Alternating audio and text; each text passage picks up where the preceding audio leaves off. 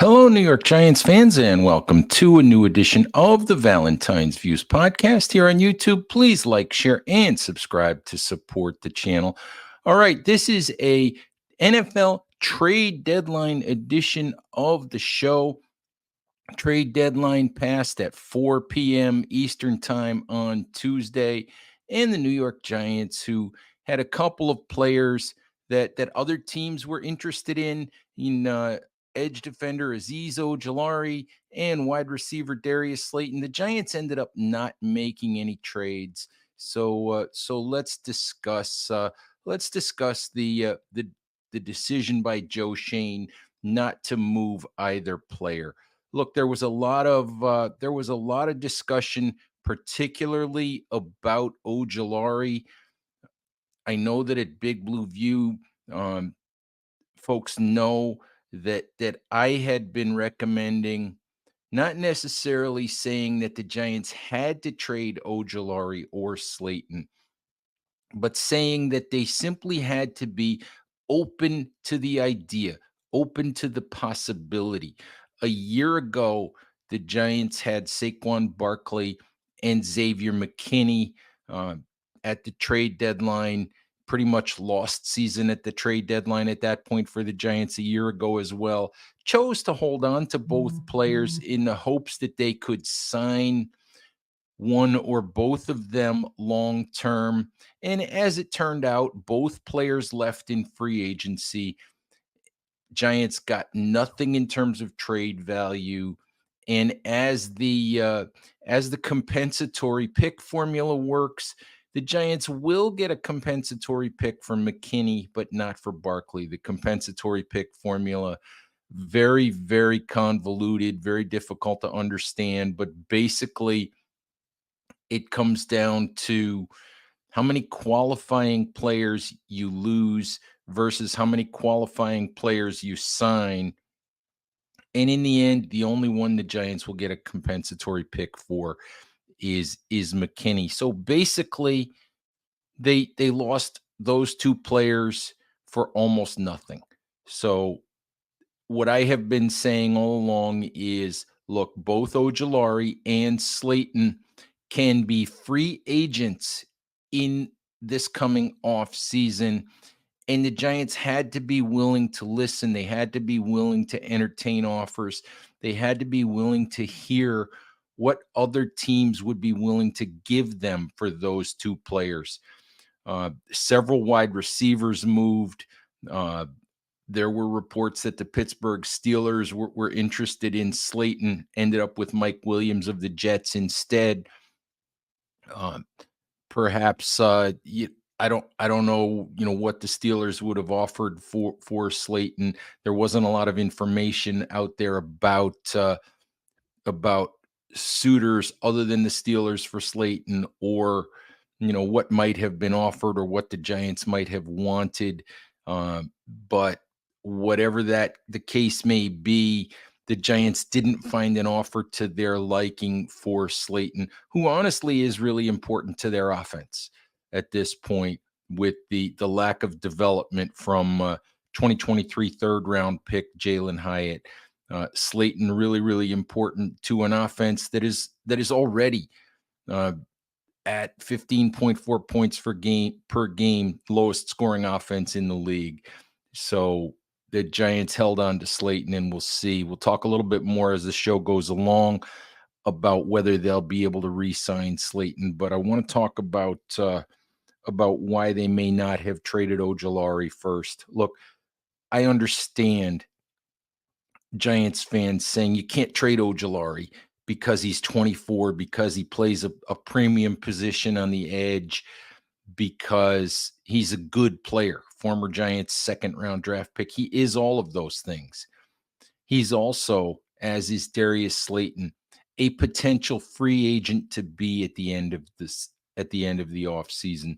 There were enough teams asking around about Ojulari, asking the Giants what they might want for Ojulari, whether they'd be willing to move him, that Ojulari and his representatives have to right now have a clear understanding that there will be a market for Aziz Ojulari come the off season, come free agency. There's a payday out there for Ojulari. Uh, there's a team out there that could offer Ojulari more playing time than the Giants could. Diana Rossini of The Athletic reported that Joe Shane was seeking a low fourth round pick or a late fourth round pick or an early fifth round pick in exchange for Ojulari. There were 3 or 4 other edge defenders who got traded. That's a higher price tag than any of those other edge defenders was able to fetch. Baron Browning, Preston Smith, Zadarius Smith. None of those guys fetched a price tag that was that high. I don't blame Joe Shane for asking for that. I don't blame Joe Shane for asking for, more than a throwaway return for Darius Slayton. I certainly understand not wanting to give away talent and get nothing in return, or very little in return. Unfortunately, that's the way a lot of these NFL trades work. When you're selling, you don't get back equal value. You just don't in NFL trades. That's that's the way it works almost all of the time. And where the Giants are right now, they're in a situation where they're stuck with now having to try to re-sign both of these players. And stuck might not be the right word, because they're good players. You'd like to have them both. The reality of it is, though, that I'm not sure either player is going to really want to return to the Giants in 2025. In Ojulari's case, as I indicated a minute ago, he's going to have a robust market. There are going to be a lot of teams interested in what will be a 25-year-old pass rusher who's shown the ability to get to the quarterback that Ojulari has shown. He might wind up with double-digit sacks this year. And if he winds up with double-digit sacks, then he's going to wind up with a great big bag full of money come this offseason. And he's also going to wind up in a place where he can play virtually every down, where he can be a starter, where he doesn't have to be a rotational guy, where he doesn't have to be the third wheel behind Kayvon Thibodeau and Brian Burns, which is what he is now. The Giants, I would assume at this point, will try to get a contract extension with Aziz Ojulari. That's going to be difficult. Looking at the market over the weekend, Jonathan Cooper of the Denver Broncos, a guy who was drafted the same year that Ojulari was drafted in 2021. Jonathan Cooper, who is maybe a better run defender, but not quite as good a pass rusher as Ojulari. I think Cooper has 18 and a half sacks in 56 games, where Ojulari has 22 sacks in 44 games. So Ojulari is a more impactful pass rusher, but the numbers also show that Cooper would be a somewhat better run defender, setting the edge, a little bit of a weakness in Ojulari's game.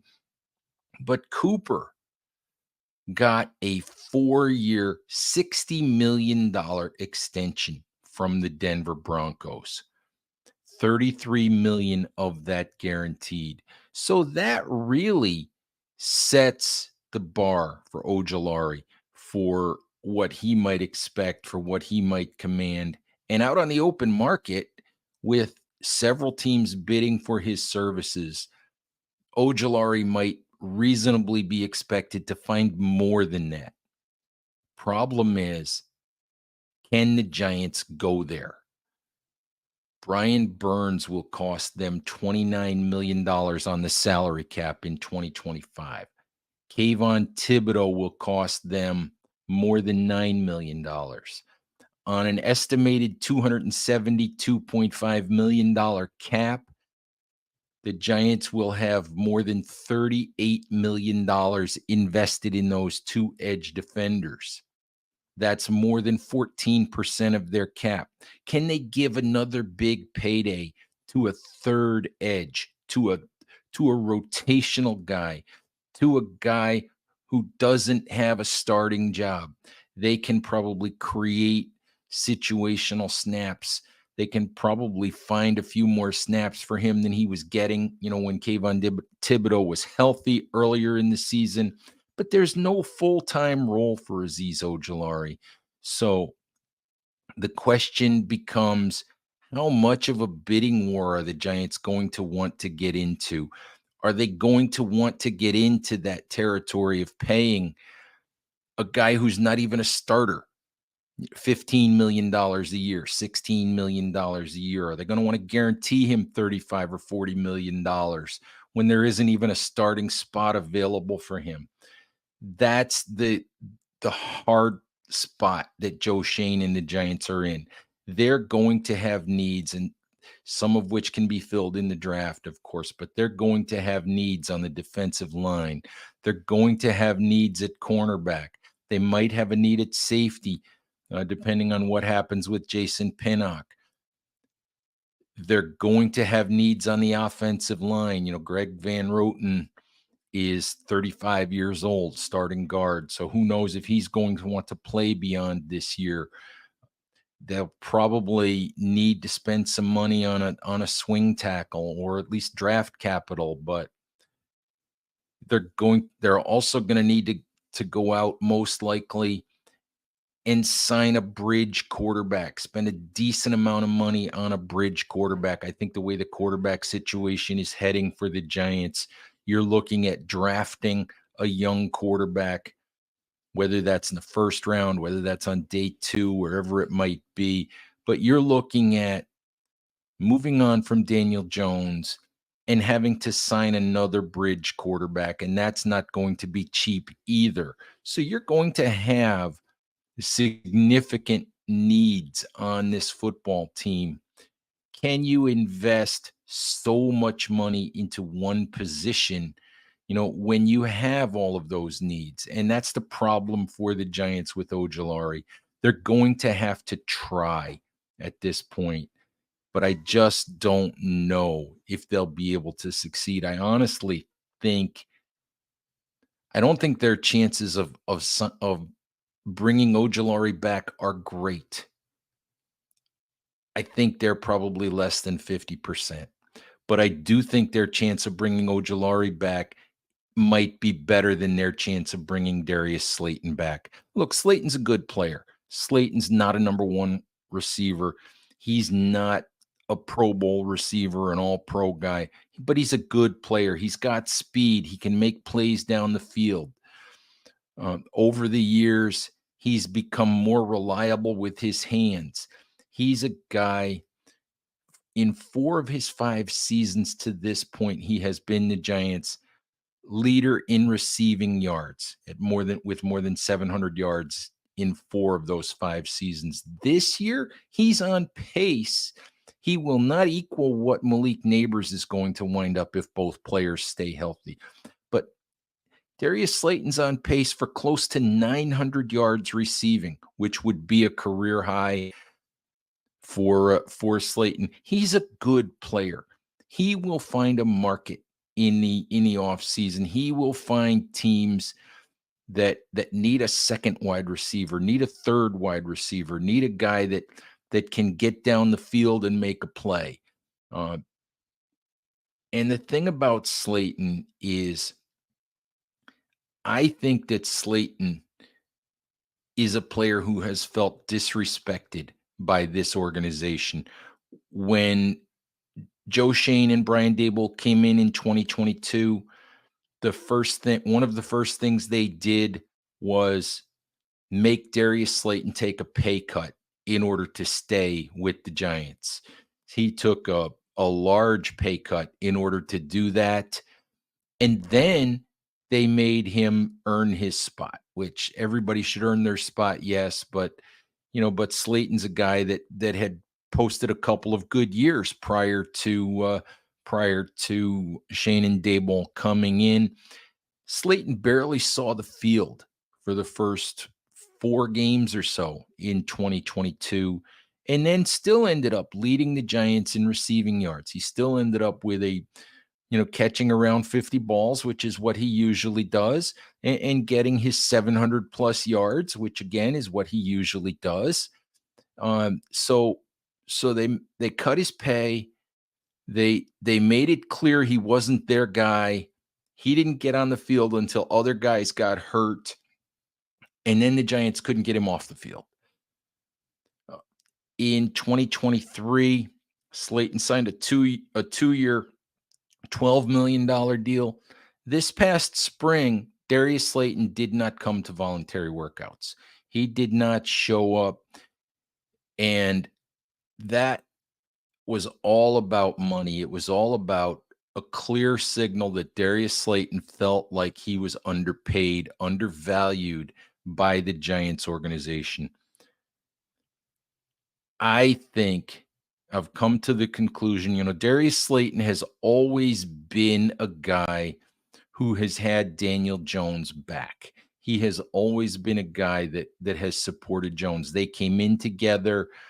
They've always had a good relationship. Slayton has always been a dependable receiver for Jones. He's always been a guy who, in speaking to the media or going out on social media, has been a guy who would defend Daniel Jones.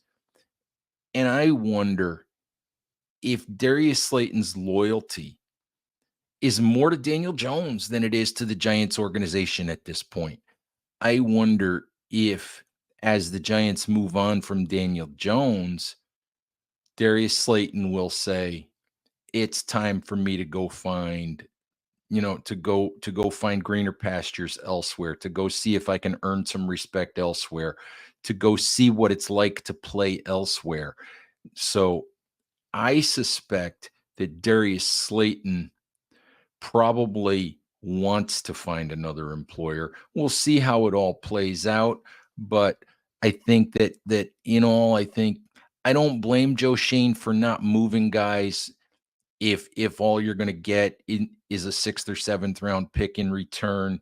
You'd like a 4th or 5th for the simple reason that there's more value in that 4th or 5th round pick, and maybe if you're looking to move up for a quarterback in the draft, if you need to trade up, maybe that 4th round pick, if you could have gotten one, might have some value, or that 5th round pick might have some value. If you're in a trade up scenario, a 6th or 7th round pick isn't going to help you get that done. You're probably most likely going to land a player who at best helps you on special teams. So I understand it from that aspect, but Shane and the Giants now in a difficult spot with both of these players because they're going to be hard to retain. The Giants know they're good players. I'm sure they'd like to have them back, but these players now have the leverage because these players have free agency in their pockets. They have free agency to look forward to. So we'll see if the Giants are able to retain them. We'll see how this all works out. And anyway, Giants fans, I think that's pretty much all I had to say on the matter. So let's call it a show here. All right. Thank you, as always, for listening. Please stay safe out there. Take care of each other, and we'll talk to you soon. Bye-bye.